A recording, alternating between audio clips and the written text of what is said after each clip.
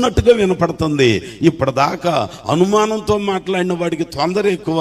ఆ తొందరపాటు కలిగినోడు ఏం చేశాడనంటే, ఎవరో ఇక్కడ ఏడుస్తున్నారే, మొత్తానికి ఏదో అయ్యిందే చూద్దామని చెప్పి తను నడిచే ప్రయాణాన్ని ఆపుకొని చెప్పా పెట్టకుండా ఆ తోటలోనికి ఆ పొద దగ్గరికి వెళ్ళి కాస్త సందు చేసి ఆకులు ప్రక్కకని చూస్తే మెల్లిగా బయటకు వచ్చాడు.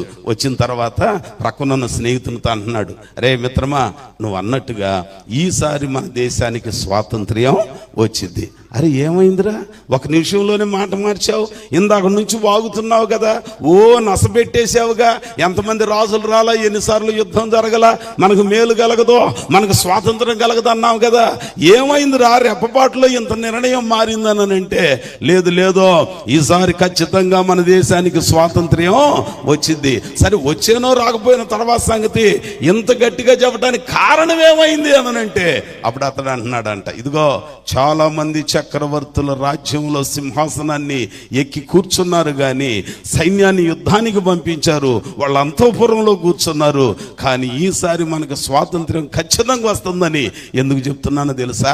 ఆ పొదల మధ్యలో ఎక్కి ఏడుస్తున్న మూలుగులు ఎవరివేనంటే మన అమెరికా అధ్యక్షుడై ఉన్న జార్జ్ వాషింగ్టన్. ఎర్రని ఎండలో ఎరిపెక్కిన చెక్కిళ్లతోటి ఆ పొదల మధ్యలో కటిక నేల మీద మోకాళ్ళుని దేవునికి మనవి చేస్తున్నాడు, ప్రభువా నా సైన్యాన్ని యుద్ధానికి పంపించానయ్యా, నా దేశానికి స్వాతంత్ర్యం కావాలయ్యా, నా ప్రజలకు స్వాతంత్ర్యం కావాలయ్యా, నా ప్రజల కష్టార్జితం, నా ప్రజలను